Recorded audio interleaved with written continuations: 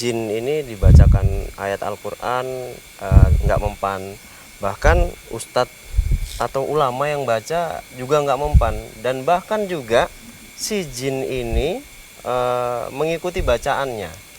Nah, itu kira-kira menurut sudut pandang Gus Iman gimana, Gus? Iya, itu bukan tidak mempan. Bangsa jin ini sebetulnya dalam rangka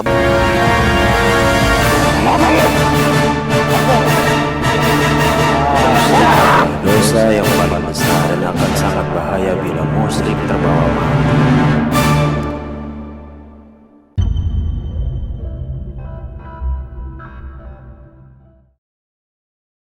Assalamualaikum warahmatullahi wabarakatuh, pemirsa Kelana Masa dimanapun Anda berada. Saya kembali menyapa Anda bersama Gus Iman, tentunya dengan karya-karya terbaik kami. Oke pemirsa Kelana Masa, kembali saya akan melakukan perbincangan atau obrolan secara santai saja kepada Gus Iman mengenai hal-hal yang mungkin saya tidak tahu atau juga menjadi keresahan-keresahan saya dan mungkin saya dengar-dengar dari orang lain juga, tentang kenapa ketika jin dibacakan ayat Al-Quran malah tidak mempan, atau bahkan mungkin ustadz-ustadz yang baca atau ulama-ulama yang baca juga tidak mempan, padahal kita tahu mereka menguasai tentang bagaimana cara membaca Al-Quran dengan baik dan benar. Assalamualaikum Gus. Waalaikumsalam warahmatullahi wabarakatuh. Gus Iman sehat? Alhamdulillah sehat. Semoga tetap dalam lindungan. Amin amin amin. Jadi gini Gus, tentunya Gus Iman tadi sempat dengar ya, saya ngobrol untuk menyapa pemirsa tentang bagaimana kok si jin ini dibacakan ayat Al-Quran nggak mempan, bahkan ustadz atau ulama yang baca juga nggak mempan, dan bahkan juga si jin ini mengikuti bacaannya. Nah, itu kira-kira menurut sudut pandang Gus Iman gimana Gus? Iya. Jadi terkait adanya bangsa jin yang dibacakan ayat Al-Quran kok terkesan tidak mempan, biasanya itu bangsa jin yang masuk ke dalam tubuh manusia. Mungkin manusianya itu kesurupan ataupun kerasuan bahasanya ya. Saat dibacakan ayat Al-Quran kok nggak mempan, itu memang sering menimpa oknum para manusia ya. Terkadang para peruqyah pun mengalami hal seperti itu ya. Tapi sebetulnya itu bukan tidak mempan. Bangsa jin ini sebetulnya dalam rangka bertahan. Oh, sebetulnya juga dia merasakan. Merasakan, tapi dia bertahan, terkesan nggak bereaksi sama oknum jin kafir, setan ya, maknanya seperti itu, supaya bangsa manusia itu down ataupun jatuh mentalnya. Mungkin dalam rangka menjatuhkan mental sang pembaca, mungkin sedang menguji keimanannya, boleh juga salah satunya. Iya, salah satunya itu, tapi tujuan yang utama untuk menjatuhkan mental si manusia yang membaca ayat tersebut. Jadi dengan jatuh mentalnya mungkin sedikit banyaknya bisa dikatakan merasa ragu dengan bacaan. Bagi yang imannya lemah itu bisa ragu dengan itu bacaan. Tapi saran saya buat sahabat Kelana Masa semuanya ya, jangan ragu. Itu bagian daripada tipu daya bangsa setan. Jadi walaupun selemah-lemahnya iman gitu, ketika kita membacakan ayat Al-Quran kepada orang yang kesurupan, sebetulnya jinnya juga merasakan. Juga merasakan, mengefek sama dia. Oh, jadi ada efeknya juga. Tetap ada efeknya. Berarti nggak harus ustadz gitu ya? Tidak, iya.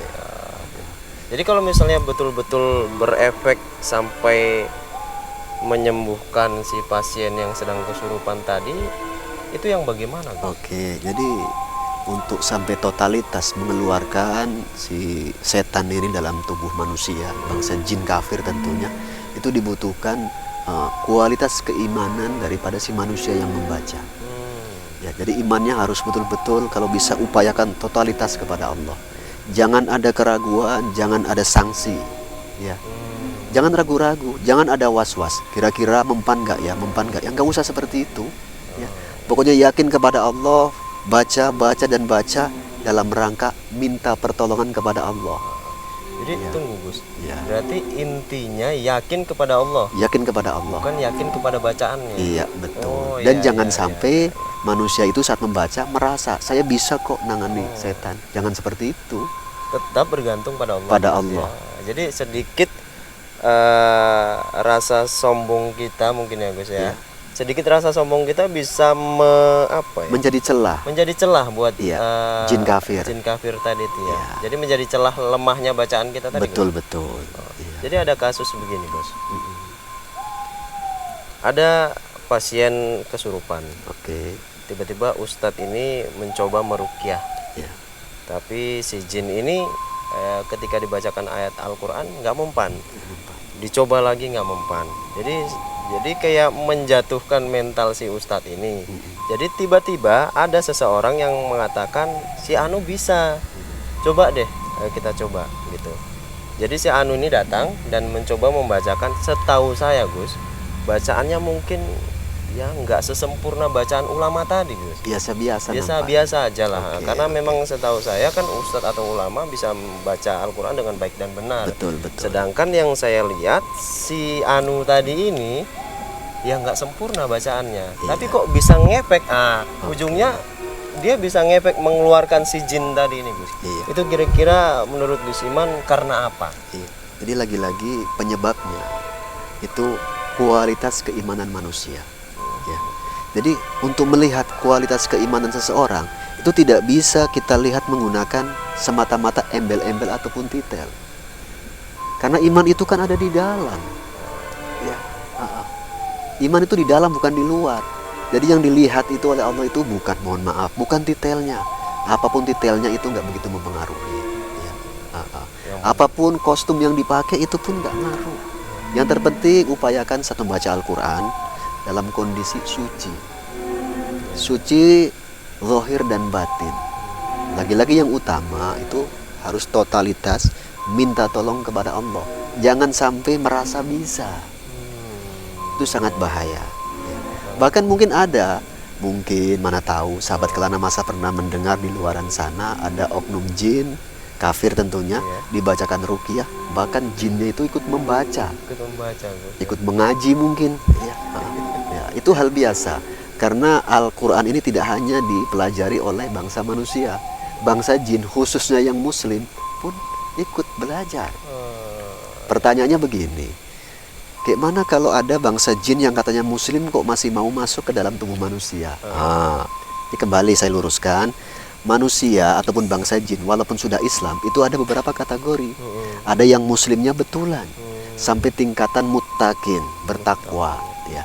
Ada yang Islamnya itu fasik. Ya, manusia pun banyak. Walaupun sudah Islam tapi fasik. Bangsa jin begitu juga walaupun dia sudah muslim. Dia sudah bersyahadat, bisa baca Al-Quran, ya, tapi masih suka mengganggu. Itu namanya jin fasik. Manusia kalaupun sudah Islam masih suka mengganggu, merugikan orang banyak. Mohon maaf, tak jauh beda dengan bangsa jin itu tadi. Sama dengan yang termasuk kategori fasik. Islam yang fasik. Iya. Gitu ya. Jadi baiknya berbenah dirilah, bertobatlah. Jadilah muslim yang sejati. Tingkatkan terus keimanan kepada Allah, jangan lupa lengkapi dengan ilmu. Setelah punya ilmu, amalkan. Ya, jadi iman tanpa ilmu pun ya kurang afdol. Ya. Yang afdol itu ada iman, ada Islam, ilmu, dan diamalkan dengan penuh keikhlasan. Sehingga tidak menjadi termasuk kategori yang fasik tadi. Mudah-mudahan insya Allah. Ya. Jadi mungkin saya bisa menyimpulkan bahwa ketika si jin ini dibacakan ayat Al-Quran sama seseorang dan dia tidak mempan, mungkin orang ini masih bisa dikategorikan fasik. Ya? Bisa jadi. Karena fasik ini terkait dengan perbuatan. Iya. Mungkin jasmaninya masih suka berbuat yang bersifat dosa. Kalaupun jasmaninya dijaga, mungkin batinnya masih suka berbuat ya yang bersifat efek dosa akhirnya. Jadi sehingga ketika kita membacakan ayat Al-Quran untuk mengobati atau meruqyah seseorang, nggak ngefek ya, nggak ngefek, karena memang dikotori dengan yang tadi kayak dosa-dosa yang masih dikategorikan fasik. Fasik, ya. Jadi pada intinya Al-Quran itu kehebatannya tak pernah berkurang dari dulu sampai akhir zaman nanti. Jadi kalaupun terjadi kasus seperti itu, yang salah apanya? Bukan Al-Qur'annya, tapi manusianya. Mari sama-sama kita berbenah dirilah. Jadi ketika kita membacakan ayat Al-Quran untuk orang yang kesurupan tadi kasusnya Gus ya, ketika nggak ngefek ya bukan bacaannya yang lemah ya Gus Ya, ya, bukan. tapi mungkin manusianya yang lemah keimanannya Gus, bisa ya. jadi seperti itu. Ya, berbenahlah. Tingkatkan iman dan takwa kepada Allah secara totalitas. Mudah-mudahan Allah meridhoi apa-apa doa-doa yang dipanjatkan. Baik menggunakan bahasa Indonesia ataupun lagi-lagi menggunakan ayat-ayat Al-Qur'an. Ya, seperti itu. Pakai bahasa Indonesia juga didengar. Gus, ya. Didengar, Allah Maha tahu. Bahasa Jawa pun didengar sama Allah. Bahkan bahasa Inggris, Allah Maha tahu. Tapi secara afdolnya gunakanlah Al-Qur'an. Seperti itu. Mudah-mudahanlah. Oke. Ini terima kasih Gus, karena memang Gus Iman mampu menjawab pertanyaan-pertanyaan saya yang selama ini mungkin bisa membuat saya resah atau berpikir bahwa apakah saya termasuk juga ketika membacakan seseorang dengan ayat-ayat ruqyah tadi, apakah ngefek apa enggak, sempat bertanya sampai situ Gus. Jangan ada keraguan, tapi lagi-lagi kita harus berbenah dalam kehidupan kita sehari-hari. Mungkin kalau misalnya Gus Iman tadi nggak jelaskan, saya juga termasuk orang yang ragu mungkin ketika dihadapkan dengan kasus seperti itu. Jangan ada keraguan pokoknya. Yakinlah kepada Allah, dekatkan diri kita sedekat-dekatnya kepada Allah. Insya Allah Allah meridhoi segala gerak-gerik perbuatan kita. Mudah-mudahan seperti itu. Ya, semoga menjadi manfaat untuk semuanya lah, tanpa terkecuali diri saya. Saya pun masih harus banyak belajar. Saya banyak kekurangan. Yang hebat, yang sempurna hanya Allah dan Rasulnya. Ya, begitu sajalah ya. Oke, cukup Gus ya. Insya Allah cukup. Malam ini semoga ini bisa menjadi manfaat buat penonton. Amin, amin, amin ya Allah ya. Oke, demikian obrolan saya bersama Gus Iman, pemirsa Kelana Masa. Jangan lupa like, komen, dan share video ini kalau misalnya teman-teman di rumah sana merasa video ini bermanfaat. Dan jangan lupa juga subscribe channel YouTube ini dan klik tombol loncengnya supaya teman-teman bisa mendapatkan notifikasi secara otomatis kalau misalnya kami upload video terbaru kami. Cukup sekian Gus ya. Insya Allah cukup. Akhirnya saya dan Gus Iman mohon pamit. Assalamualaikum warahmatullahi wabarakatuh. Waalaikumsalam warahmatullahi wabarakatuh.